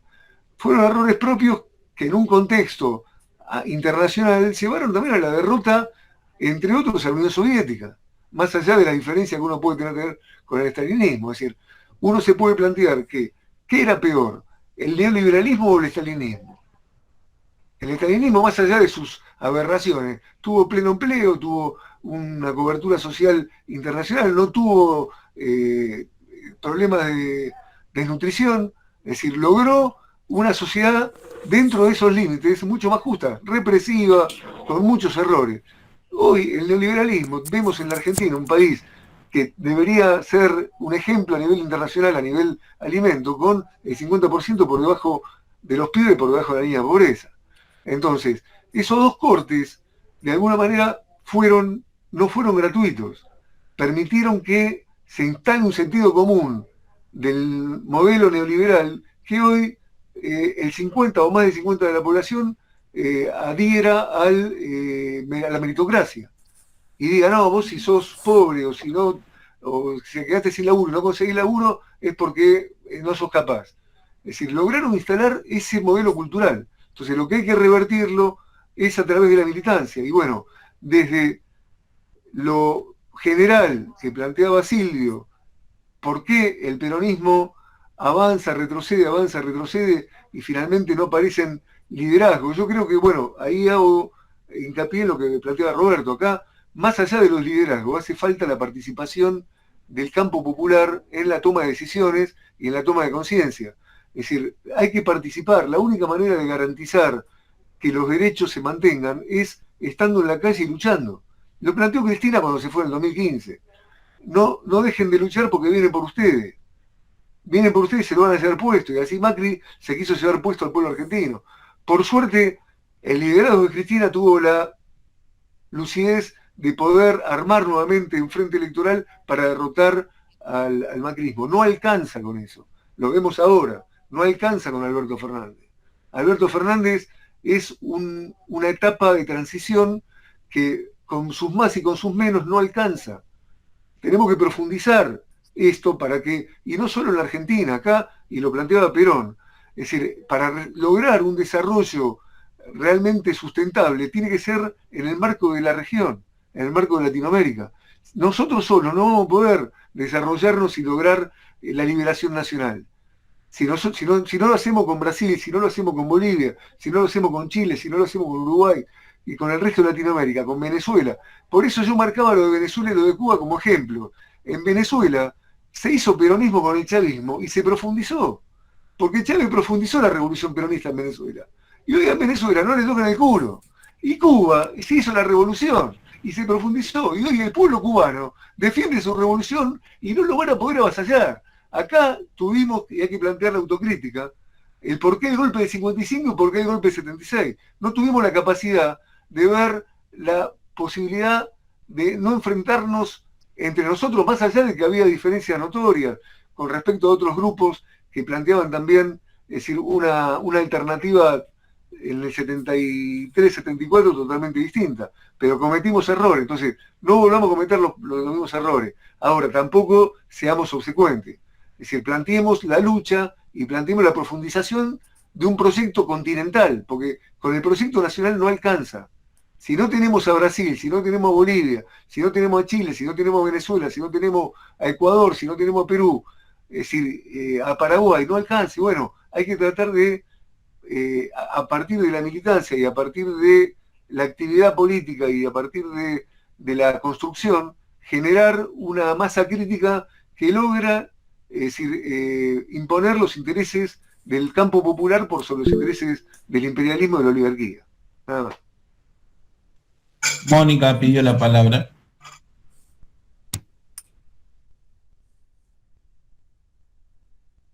No se escucha. No te escuchamos. Ahora. Primero sí. Que nada quiero agradecer las exposiciones porque no era fácil el 10, 15 o 20 minutos hacer una síntesis del peronismo en la historia argentina. Realmente, Oscar, lo tuyo ha sido maestro. Y Roberto, también me gusta cómo coordinás y cómo trajiste al presente, porque la verdad que si no nos poníamos a pensar un poquito sobre la realidad de hoy, del cristianismo, que era lo anunciado, nos íbamos a sentir un poco frustrados. Y realmente creo que no, porque ha sabido traer rápidamente al presente.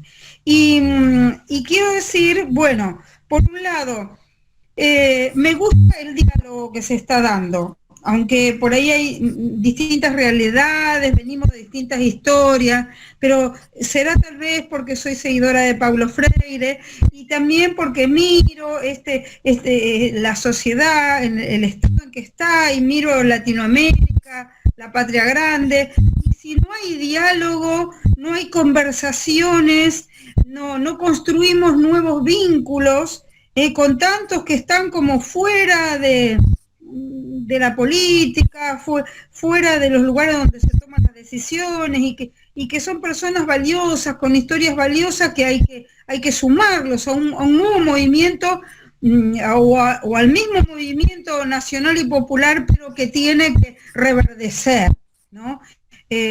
Ojalá que sea pronto. Creo que estamos sembrando en esa dirección, más desde este espacio, ¿no? Que el nombre que tiene ya nos está diciendo. Después, en relación a ver, es difícil, Freire decía, bueno, la pedagogía del diálogo, del análisis del contexto, es sumamente necesario, y bueno, estamos en un contexto internacional que ha cambiado drásticamente. La lógica del capitalismo financiero, del capitalismo caníbal que tenemos, como dijo ya hace muchos años Pérez Esquivel, esa lógica ha arrasado con el pensamiento, con el pensamiento de muchos ciudadanos, con las ideas de los pueblos, y en los lugares como nuestro país, donde había capacidad de consumo, ha metido un consumismo que, bueno, cuando viene un gobierno popular, como fue el de Néstor y Cristina, nuevos sectores pueden consumir, pero en lugar de ser agradecidos de la coyuntura histórica de las políticas públicas, no, de repente le gusta identificarse con las clases superiores, con las clases más altas, perdón, no superiores, con las clases altas. Y son los primeros que ponen palo en la rueda a todas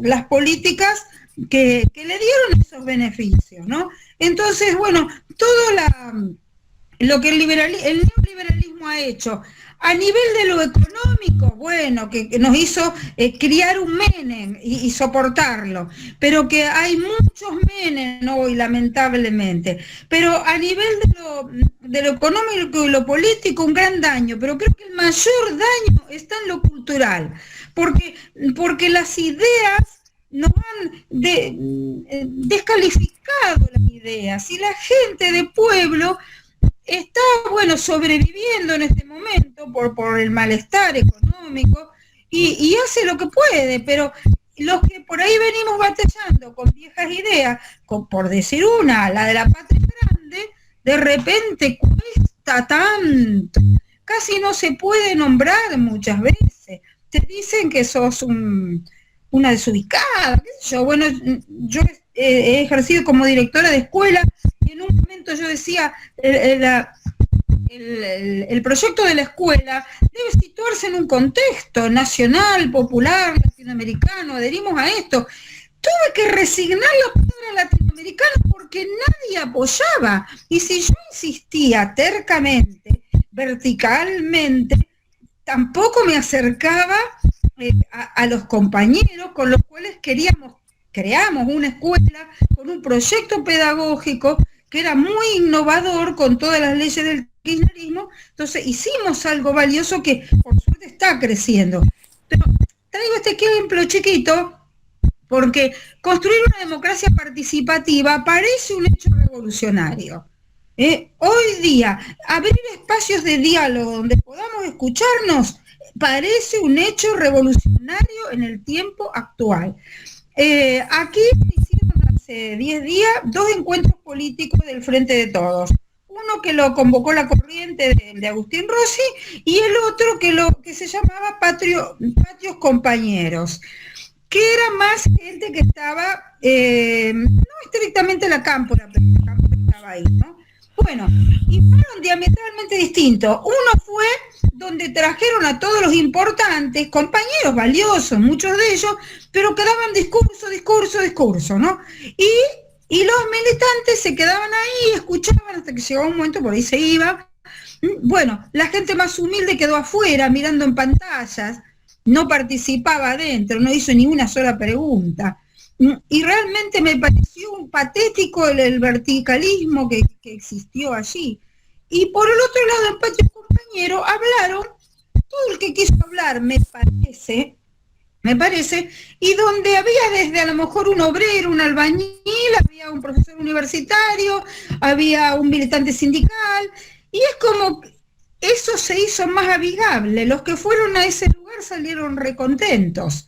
Ahora esperamos con mucho interés lo que va a ser Soberanas el día 4 de mayo, acá la presentación, para ver qué dinámica tiene. Claro, quizás se necesite convivir con las dos, y quizás sean necesarias las dos dinámicas, porque si queremos ganar las elecciones, por ahí se necesite verticalismo, cosa que a mí me resulta muy incómodo. Me muevo más en lo participativo, en lo democrático, en construir, pero reconozco que esto es más lento. Ahora, si se hace bien es más perdurable.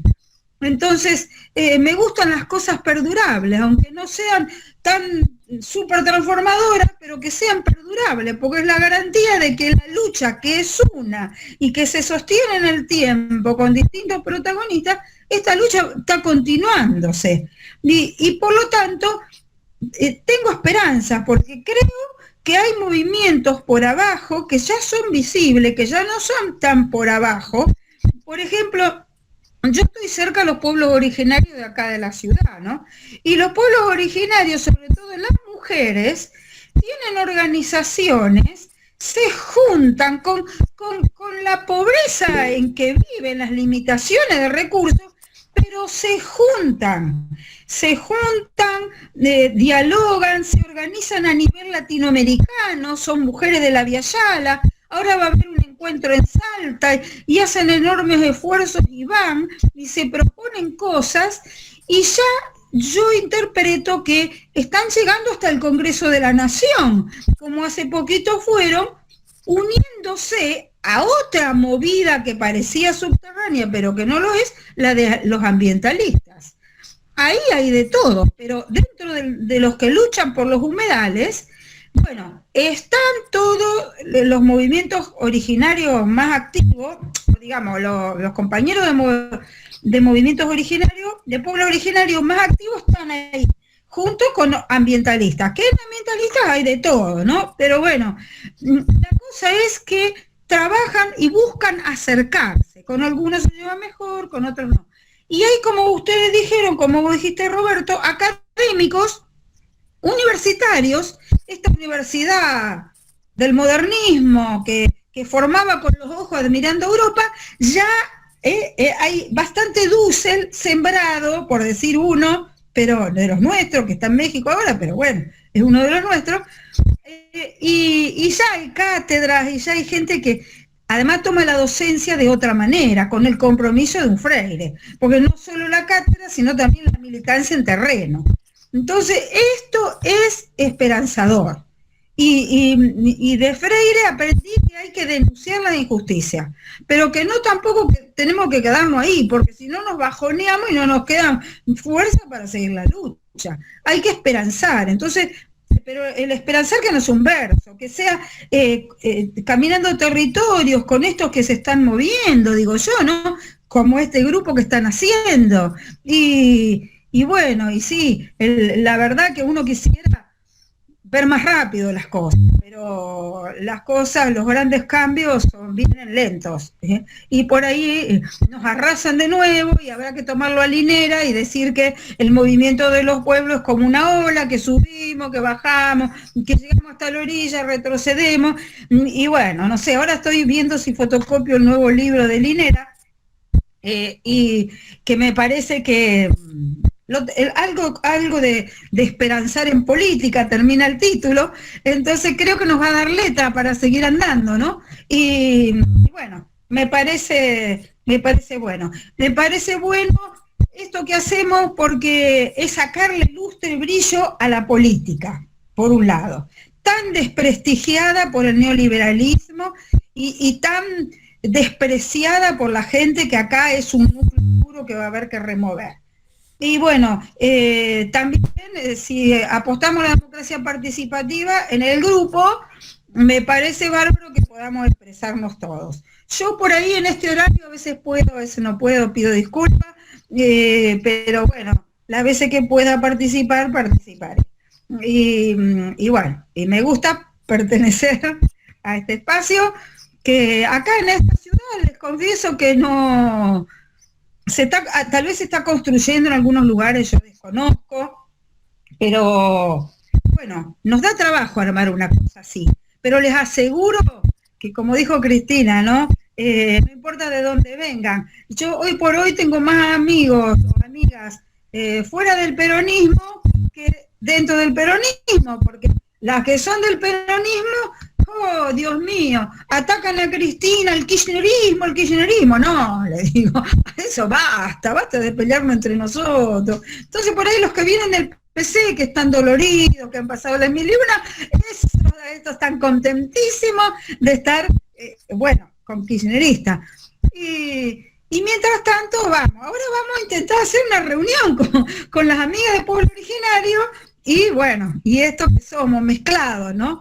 No sé a dónde vamos a ir, pero bueno, seguramente que ustedes nos van a ayudar. Yo voy a ver si bajo algunos apuntes, que no he podido leer del blog, pero voy a ver si bajo algo para que eso sea como punto de discusión, de debate, ¿no?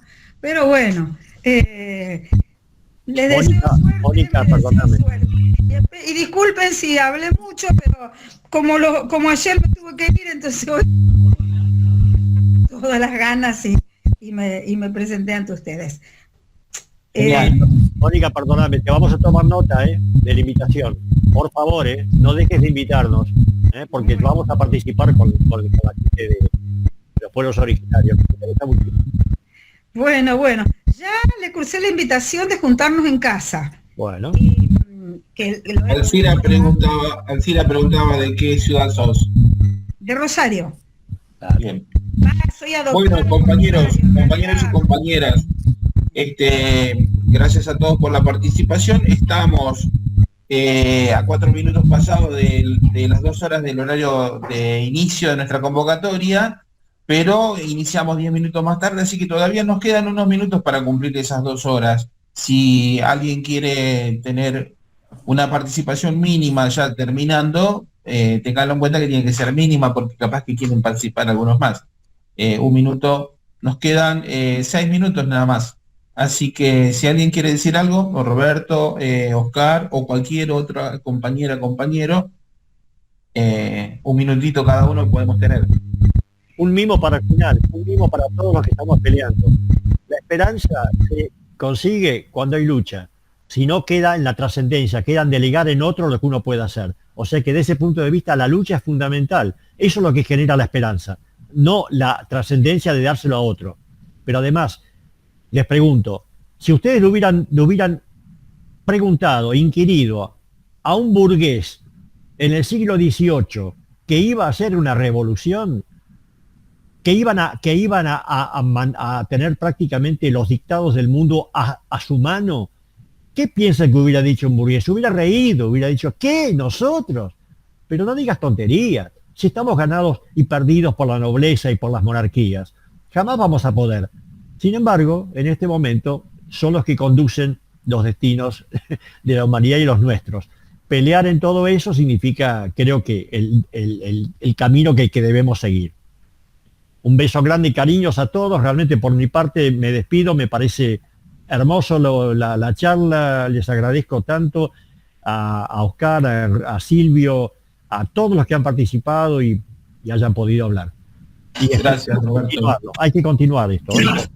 Bueno, yo creo que hay mucho, que somos muchos, que tenemos muchos saberes y que falta como un clic para que nos podamos comunicar y hacer la red. Como que somos muchas células aisladas y que en un momento, gracias a Mónica, que es docente, y a todos los demás, vamos a poder hacerlo. Somos muchos y muy buenos. Alcira, buenas noches. Yo soy Esteban Montenegro. Escuchame una cosa. ¿Vos cómo te conectaste a esta reunión y a nosotros? Me llega, yo soy militante social del barrio de Parque Patricio y estoy en varios chats. Yo soy médica, me recibí empecé como pediatra, vi que la clínica no resolvía las enfermedades a la gente y a los 5 años de ejercer pediatría me fui a la medicina social, vengo de familia socialista. No, está bien, pero me refiero cómo recibiste la invitación nuestra. Puede ser el de Ciudad 03 o algo por el estilo. Sí, el grupo Cava 03, sí. Eso. Está bien, Los venía viendo, abrí la página, leí algunas cosas, pero nunca me hacía tiempo. Está bien, porque te preguntaba... Me interesó mucho. Te preguntaba porque nosotros acá en Ciudad de Buenos Aires sí. Tenemos un grupo también de WhatsApp y de compañeros que están tratando de organizarse, que han estado organizados, pero han tenido altibajos, como en varios lugares del país. Mónica, por ejemplo, es de Rosario y allá tenemos algunas compañeras, algún compañero también.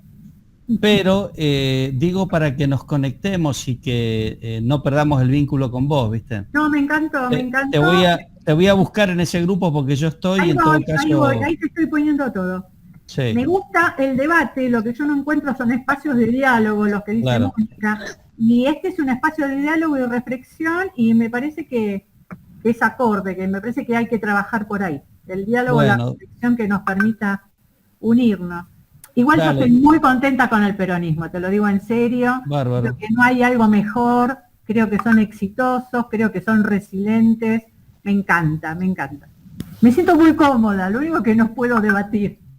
Claro, pero, bueno, está bien. En este caso, con nosotros vas a poder hacerlo.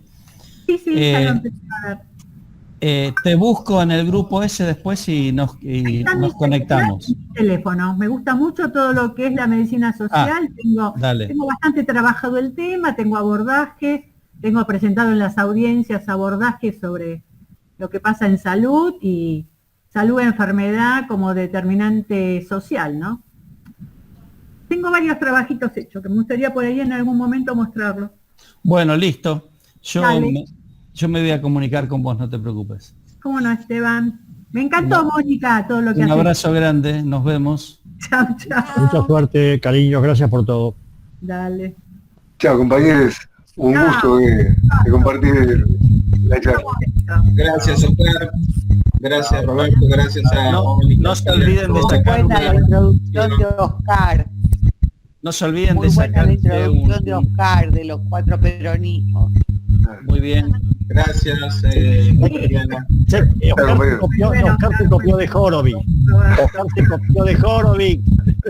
Que no se olviden de organizar una segunda reunión con este mismo tema. Sí, Perfecto. Un abrazo, gracias. Chao, compañeros. Saludos.